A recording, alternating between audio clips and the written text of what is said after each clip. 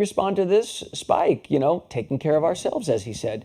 Dr. Amesh Adalja is back with us, senior scholar at the Johns Hopkins Center for Health Security. He's been with us off and on for the past 3 years as these things pop up. Dr. Adalja, schools restarting.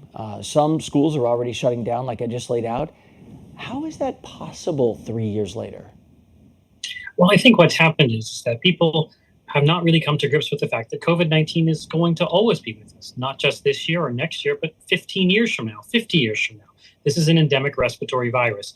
And when it comes to schools, I think it's important to recognize that when schools have enough illness, whether that's a combination of COVID, flu, strep throat, that they can't actually conduct classes, they may suspend for some period of time when they pedagogically are unable to. But that should be the exception. It shouldn't be the rule. There shouldn't be a low threshold to do this because we aren't in the same place that we were with COVID-19 early on. And you can argue that the schools really should never have been closed the way they were closed during COVID because of what we learned in Europe, for example, of keeping schools open.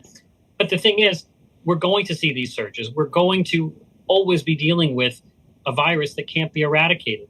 But you have to keep in mind that we have so many tools that science and medicine have given us, vaccines, boosters, antivirals, home tests, that it's not the same virus or it's not the same threat that it once was.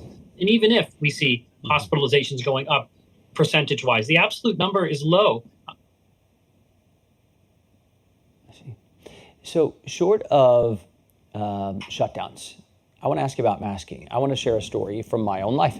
I was at a preschool orientation and the teacher had on a mask. I didn't know if this lady was smiling. I had a hard time deciphering her words, and I have a pretty good command of the English language. And I'm thinking, 3-year-olds are supposed to understand everything they're saying, supposed to learn social cues, or supposed to master pronunciation. Masking and possible mandates coming back on that, is that right?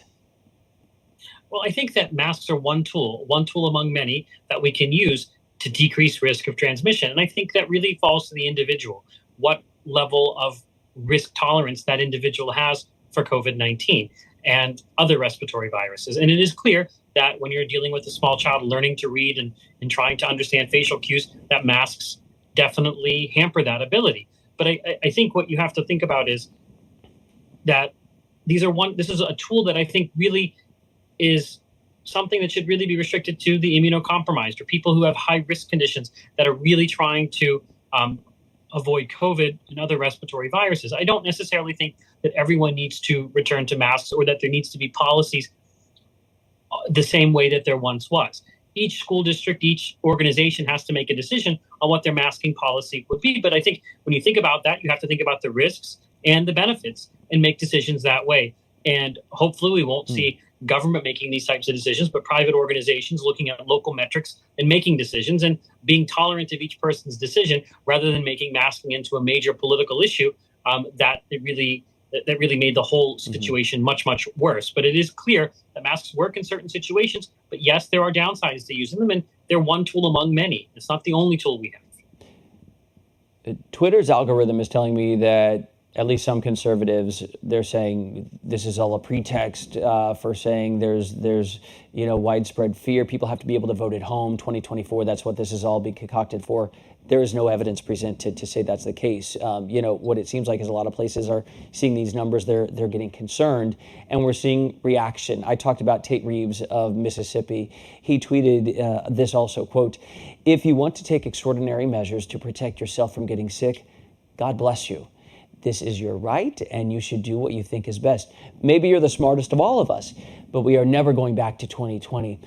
It sounds like he is saying something similar to what you're saying, Dr. Adalja, that if you want to protect yourself and you feel scared, if you are immunocompromised, if you live with somebody who is at risk, maybe do that.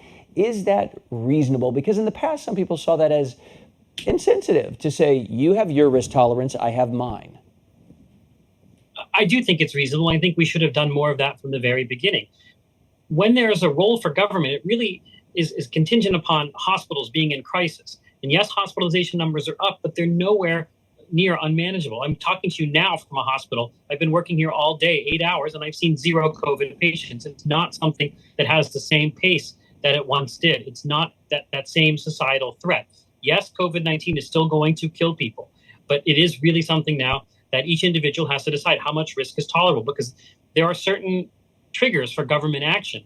And I think when hospitals were in crisis, when we saw those bad old days in New York and back in 2020 or even in 2021, that's a different story than where we are today. And I do think that each individual has to decide how much tolerance, how tolerant they are going to be. Every time you socially interact, there's always a risk of respiratory viruses spreading. And each person has a different risk tolerance and different risk factors for severe disease. And I think that's a good way to go about it, that this should be individualized, and it's not going to be one size fits all, because we all deal with risks in different ways.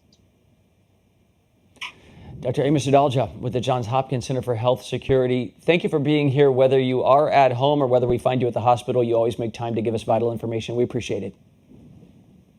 Thanks for having me.